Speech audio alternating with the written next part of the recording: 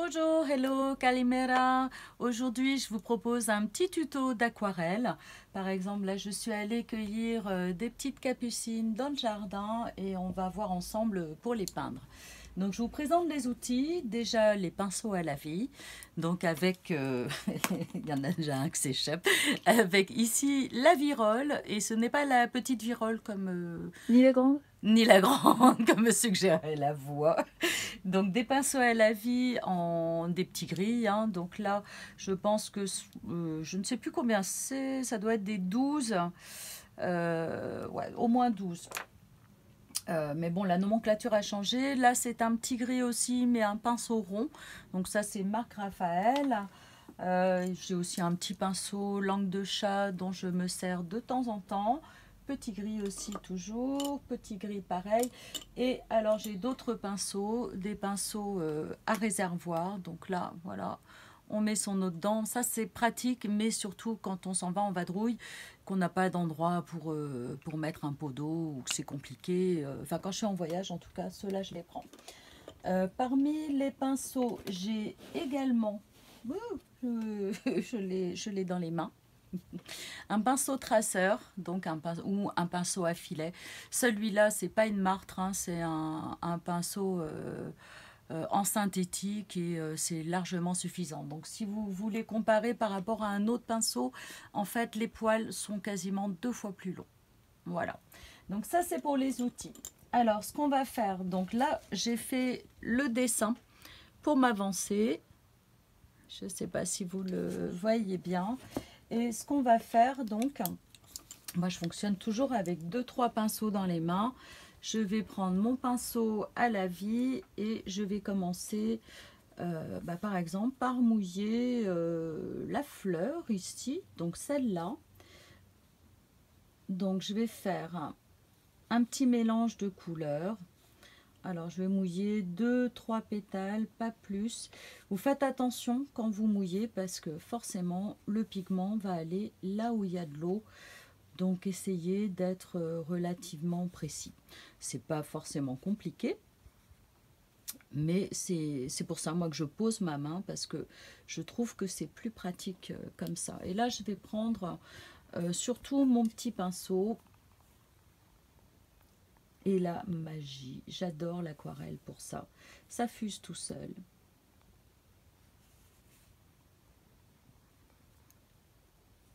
Alors je vais mélanger un peu les couleurs parce qu'il y a quand même des zones plus claires. Et j'en enlèverai un petit peu. Je vais mettre aussi un petit peu de plus foncé. Donc là, un petit mélange. Alors testez vos mélanges sur feuille. Moi j'ai l'habitude, mais c'est pas forcément pareil pour tout le monde. Et le conseil que je vous donne aussi, si vous voulez réaliser une aquarelle, c'est qu'il faut travailler assez vite. Alors, ce pinceau à lavis est pratique parce que donc il permet de mouiller des grandes surfaces pour faire des lavis, comme son nom l'indique, mais il permet aussi de retirer l'eau, comme je viens de le faire. Je ne vais pas forcément en mettre partout. Là, je vais rajouter un peu d'eau parce que j'en ai enlevé un petit peu trop. Et on va passer au pétale du bas. Voilà, ça fuse un petit peu parce que là, c'était très proche. Bon, moi, ça ne me gêne pas.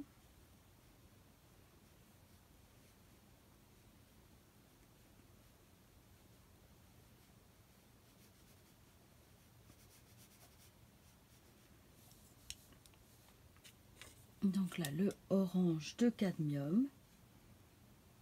Donc les teintes cadmium sont relativement opaques. Donc vous ferez attention à les utiliser. Enfin, il faut vraiment que le papier soit quand même bien mouillé. Donc là, je ne l'ai pas précisé, mais le papier aquarelle, c'est quand même mieux de prendre du 300 grammes. Si vous prenez un papier 200 grammes, c'est pas suffisant. Déjà, ça va gondoler, ça va vous gêner. Ça a toujours tendance à gondoler un petit peu, mais c'est vraiment, vous n'obtiendrez pas les mêmes effets. Et là, pourquoi pas faire un petit mélange avec un jaune cadmium.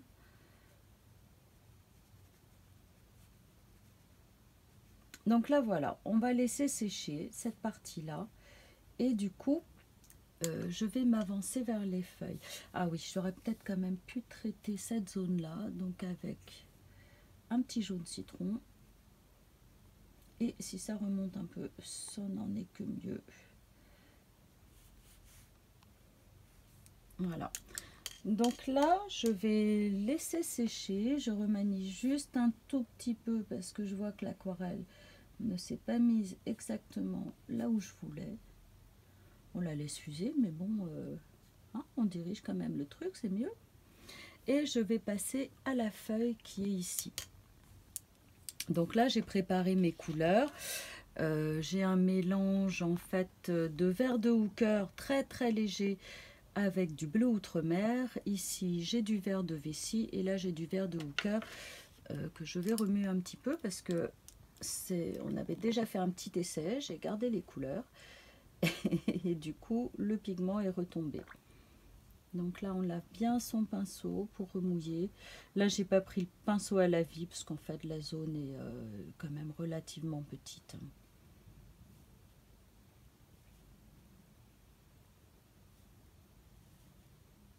Voilà, je vais déjà faire tout l'intérieur de la fleur en mettant plusieurs couleurs. Donc, je commence en général par la plus claire.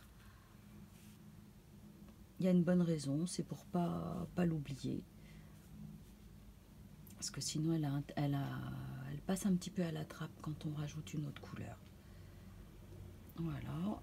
Et ensuite, j'ai pas rincé mon pinceau. Franchement, c'est pas très grave. Je vais laisser fuser, voilà, une couleur comme ça. Et mélanger un petit peu, ou en tout cas passer un peu le pinceau là. Donc là, le jus est très très léger, mais je vous le rappelle, en aquarelle, ne cherchez pas à avoir la bonne valeur tout de suite, sinon ça va faire un effet complètement gouaché et c'est pas du tout ce qu'on veut. Donc là, du coup, cette fleur est en fait, du moins son premier jus, et la feuille aussi. On va passer à la fleur qui est derrière. Donc là, j'ai des belles couleurs cette fois-ci pour les capucines avec un joli jaune citron. Donc on la voit à peine, mais ce sera suffisant. Je vais laisser un tout petit millimètre à peine pour pas que ça fuse cette fois-ci.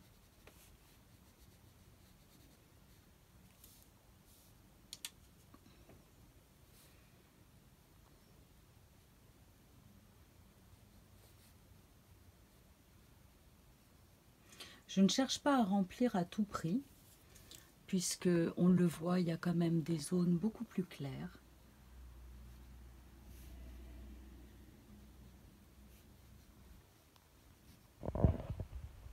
Oui, ça fuse un petit peu.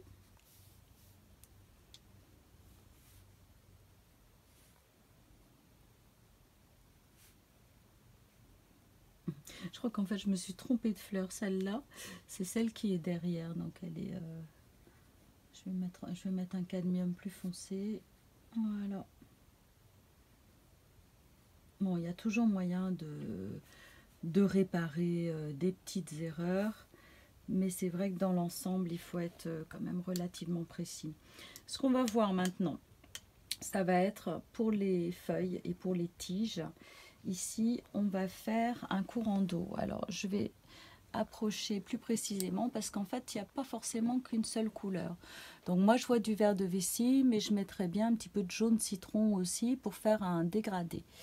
Alors, ce que je vais faire, c'est tracer, donc employer le traceur sans les poils de chat, de préférence. C'est compliqué ça. Pour faire un courant d'eau, ça va être une bulle, vraiment une bulle d'eau. Vous voyez, là j'en ai pas mal, j'en ai un peu trop même. Et si j'approche,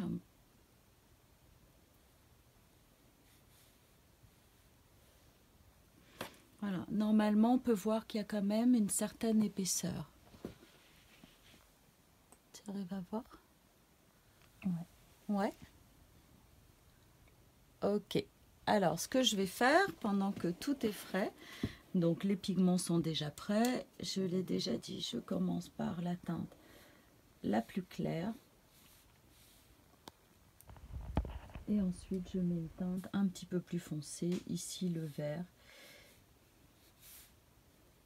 Et ça va me permettre, voilà, de faire des petits mélanges comme ça. Alors là, du coup, je vais essayer de traiter cette feuille-là. Ça va être un petit peu juste parce que c'est pas encore tout à fait sec, mais je vais pas trop m'approcher.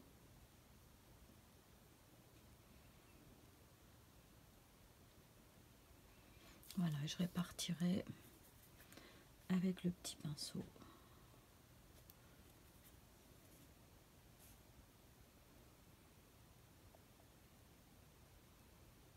Voilà, je vais pas y aller trop fort.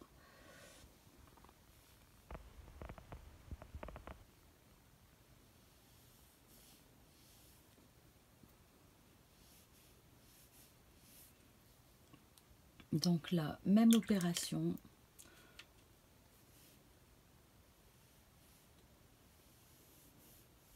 Là, on le voit bien, hein, il flash un petit peu le jaune citron.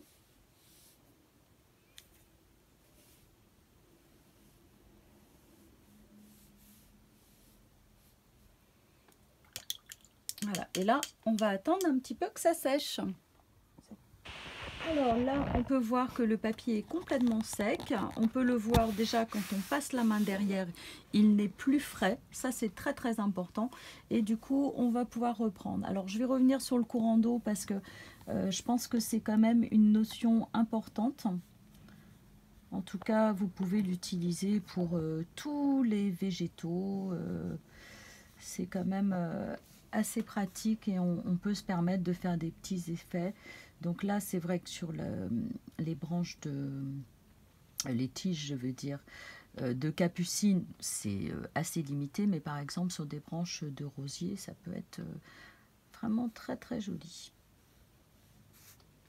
Donc là, je remets une bonne goutte d'eau. J'espère que vous voyez bien à l'écran. Ouais, ça se voit. D'accord, cool. Hop. Et je recommence, donc j'avais dit, avec ma couleur la plus claire, sans les poils de chat si possible. Donc au départ, j'avais opté pour un jaune citron.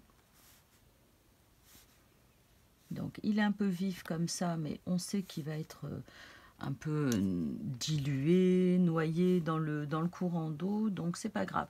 De plus, c'est quand même une interprétation, donc vous avez le droit aussi de faire des petites fantaisies en termes de couleurs. Là, je vais remettre le verre de vessie. Donc là, sur la droite. Et je vais rajouter une troisième couleur, mais ça va vraiment être pour le fun, parce que c'est peut-être pas nécessaire. Alors là, par contre, j'ai mis un petit peu beaucoup d'eau. Hop.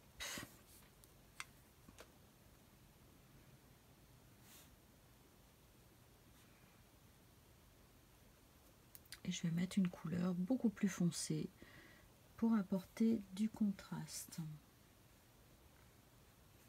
On pourra même la mélanger notre vert avec un petit peu de rouge. Et là, ça va vraiment bien foncer la couleur. Voilà.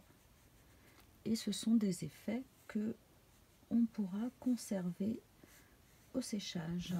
Moi, je trouve que c'est assez sympa quand même. Ça fait vivre un petit peu plus l'aquarelle. Voilà, donc ça c'est fait. Maintenant, je vais m'attaquer à la feuille ici. Donc là, j'avais commencé à enlever un peu de peinture en passant un pinceau donc synthétique parce que ça marche mieux et juste de l'eau, et on arrive à voir quelques petites lignes un peu plus blanches, parce que quand même quand on observe les nervures, elles sont beaucoup plus claires. Donc là, ce que je vais faire, c'est que je vais mouiller la feuille, mais on va dire quartier par quartier. En fait, je vais éviter les nervures. Et donc là, je vais mettre d'autres couleurs.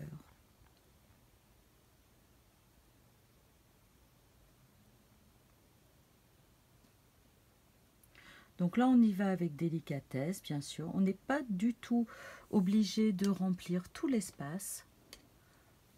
Hein, c'est pas, on n'est pas dans une optique de coloriage. Et je pense qu'il faut laisser un petit peu l'aquarelle jouer un petit peu. Enfin, il faut que nous, on joue avec et avec le papier.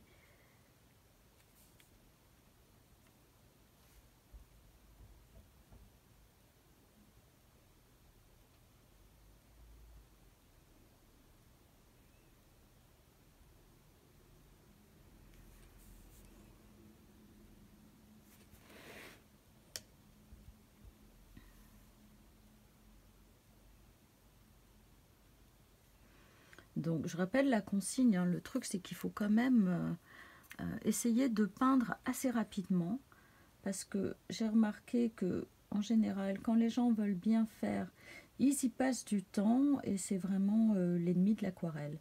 Le plus long, c'est d'attendre que ça sèche.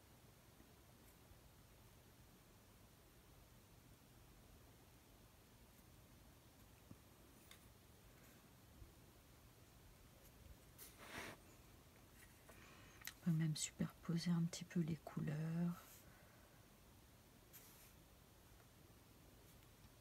Voilà, je suis allée un petit peu fort sur le jaune. Je vais rétablir ça. Ça donne un côté un petit peu trop kaki. Alors, dans ces cas-là, voilà, quand on fait une erreur, point important, on rince son pinceau, on les sort et hop, on enlève pendant que c'est frais. Il s'agit de ne pas traîner. Et comme ça, vous pouvez rattraper votre erreur assez facilement. D'ailleurs, je trouve que là, c'est pas trop mal comme ça. Voilà. Donc maintenant, on va pouvoir passer à la fleur. Donc je suis toujours obligée de faire attention parce que le courant d'eau est quand même encore bien voyant. On voit, il y a encore une bonne bulle d'eau sur le papier et ça va mettre un petit peu de temps avant d'être absorbé. Donc là, le pinceau pour le bocal, je veux dire, pour rincer les couleurs très sales, et l'autre vraiment pour un rinçage beaucoup plus fin. Donc maintenant, je vais m'attaquer à cette fleur-là. Donc là, bon, moi c'est vrai que j'ai pris l'habitude d'utiliser ce pinceau à filet qui est bien pour un tas d'autres choses, pas forcément pour ça, mais vous verrez à un moment donné avec vos outils, vous aussi, vous habituerez à des petites choses, et c'est pas toujours le bon usage, mais qu'importe, du moment que vous vous sentez à l'aise avec. Donc là, ce que je fais, c'est que je tire à l'eau la fleur. Je vais mettre un petit peu de rouge alizarine dans le fond. Et comme je viens d'humidifier, ça va pouvoir fuser. Donc je vais recommencer en réexpliquant l'opération. Donc là, je mets ma teinte ici, puisque je vois que là d'où je suis, c'est plus foncé de ce côté-là. Et quand je vais tirer à l'eau, je vais passer vraiment doucement à la lisière de la couleur. Il ne s'agit pas d'étaler la couleur, il s'agit au contraire de mouiller. Et là, il faut le faire assez rapidement quand même. Voilà, pour que ça fasse un petit dégradé. Là, je recommence.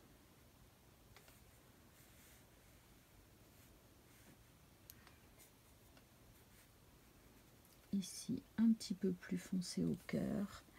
Et là, pareil, je tire à l'eau.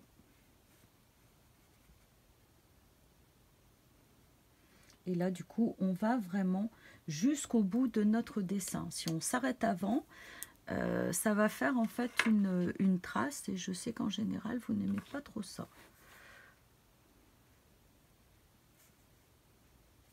Donc là, pareil, je rajoute un peu de rouge alizarine, beaucoup plus foncé. Donc là, c'est un rouge qui est très bleuté. Je sais, j'ai des sorties un petit peu étranges, mais je vous montrerai après comment j'ai rangé ma palette et vous allez comprendre.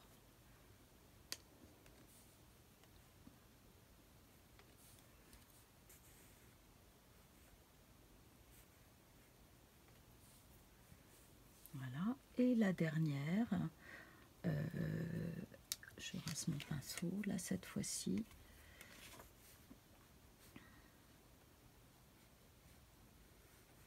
Et là, la fleur commence quand même à prendre un petit peu de volume.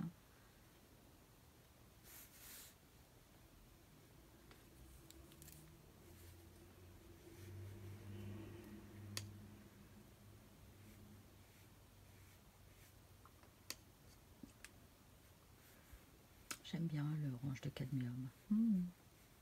C'est un petit goût sympa. Voilà, donc là ça commence. Après, il va falloir encore un petit temps de séchage et je vous expliquerai la suite tout à l'heure. Ok, c'est parti. Alors, ce qu'on peut faire, si jamais vous n'avez pas réussi à laisser des petits espaces, bien sûr, vous pouvez employer du graphigum. Là, j'en ai pas sur moi. Si vous employez du graphigum, utilisez un petit pinceau comme ça, en latex. Parce que on a beau avoir le conseil derrière la bouteille de graphigum de mettre du savon, vous êtes sûr que vous allez bousiller vos pinceaux. Si c'est un pinceau synthétique, c'est pas grave.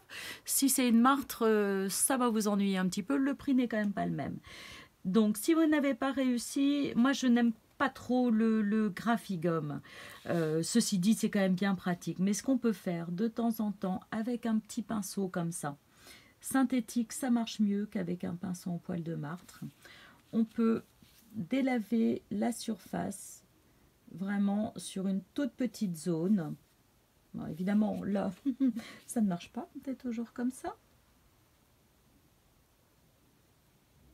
Voilà, je vais insister un petit peu et on voit quand même qu'on arrive à retracer une nervure après. Là, on voit bien le trait quand même. Hein. Donc ça marche bien avec un pinceau synthétique parce qu'il est suffisamment résistant. Le poil, on peut s'appuyer sur le poil un petit peu voilà, pour tracer ça. Donc ce qu'on peut faire pour les mettre en valeur, on peut mettre un tout petit jus. Alors, il faut quand même que le papier soit assez sec. Donc, j'ai souvent un petit mouchoir et éventuellement un sèche-cheveux pour aller plus vite. Donc, ce que l'on peut faire, c'est mettre un tout petit peu de teinte plus foncée. Très, très légèrement. Et ça permet de faire ressortir la nervure. Alors, on va revenir à cette fleur. Donc là, je me suis un petit peu avancée en mettant quelques jus un petit peu plus foncé. Je vais recommencer pour que vous puissiez voir. Donc là, je reprends toujours mon petit pinceau et je vais appliquer des rouges de plus en plus foncés, mais on y va gentiment quand même. Donc là, par exemple, pour donner du volume, et je vais tirer à l'eau.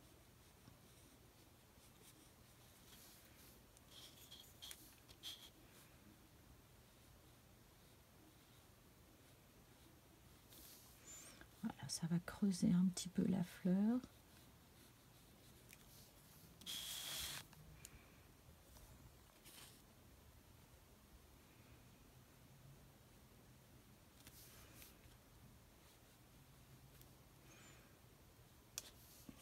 Il faut faire un tout petit peu plus vite.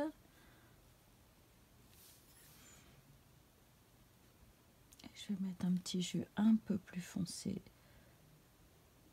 par endroit pour lui donner du volume.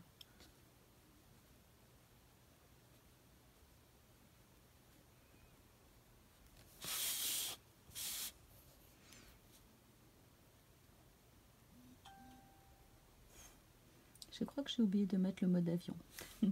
Pas bien. Tant pis, c'est pas grave. Voilà, on retire un petit peu l'excédent. Alors, on peut aussi évidemment mettre une autre couleur. Hein. Je vais peut-être mettre un petit peu plus de orange cadmium. Par exemple, alors si je la reprends dans le bon sens, ça va être plus facile.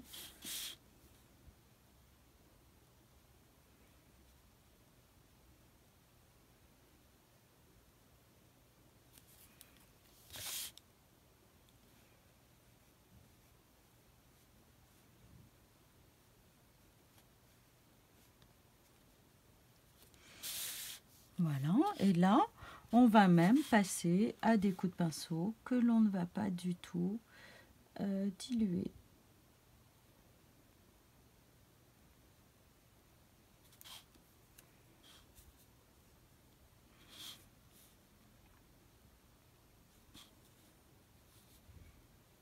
Alors la lumière a un petit peu changé, donc tant pis, j'interprète.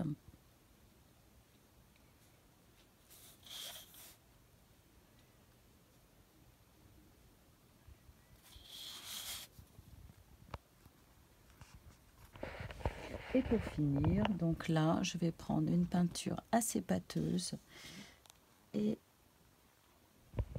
tracer avec ce petit pinceau, donc un tout petit veinage très fin. Donc là, c'est un mélange de rouge alizarine avec du noir.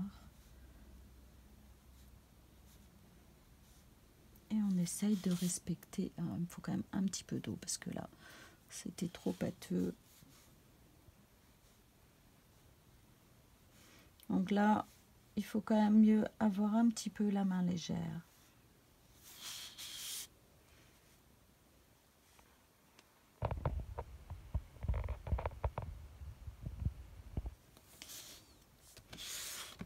Et je tourne mon papier parce que c'est quand même plus simple pour être dans le sens du volume de la fleur. Et ça apporte un petit peu de contraste. Alors maintenant pour la fleur jaune qui est derrière, je ne vais pas pousser trop loin l'aquarelle, mais juste vous montrer quand même comment on fonce du jaune. Parce que je vois un petit peu tout. Une des méthodes que je trouve le plus efficace, c'est de mettre un peu de la couleur complémentaire. Alors les couleurs complémentaires, c'est la couleur qui est opposée sur le cercle chromatique. Par exemple, la couleur qui fait réagir le orange, c'est le bleu, celle qui fait réagir le vert, c'est le rouge, et celle qui fait réagir le jaune, c'est le violet. Donc là, j'ai un violet pourpre. Alors, il pète un petit peu, mais on va le mélanger avec le jaune que j'ai employé, et on va avoir une teinte comme ça. Donc on peut rajouter de l'eau pour que ce soit pas trop foncé non plus. Et là du coup on va pouvoir donner à notre fleur jaune un peu de relief. Je peux aussi rajouter pur de temps en temps, mais enfin bien dilué quand même, hein, sinon ça va être un petit peu trop fort. Un petit poil de chat qui s'est invité.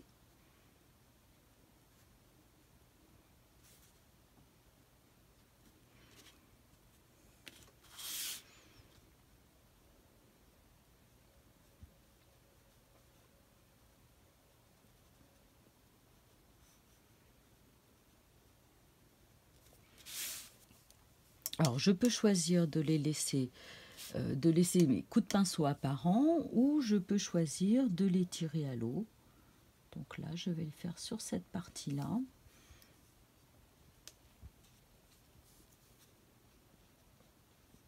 Et je vais en laisser certains apparents aussi, parce que je trouve qu'en fait, ce n'est pas forcément gênant.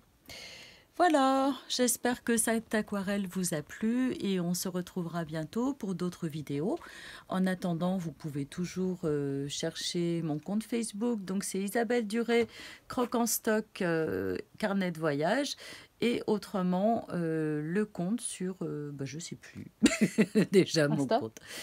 Insta, il y a Insta, et puis mon blog, je sais plus. Je vous mettrai ça par écrit. Voilà, à bientôt, j'espère que ça vous a plu. N'hésitez pas à lever un pouce et à vous abonner à la chaîne YouTube. Au revoir.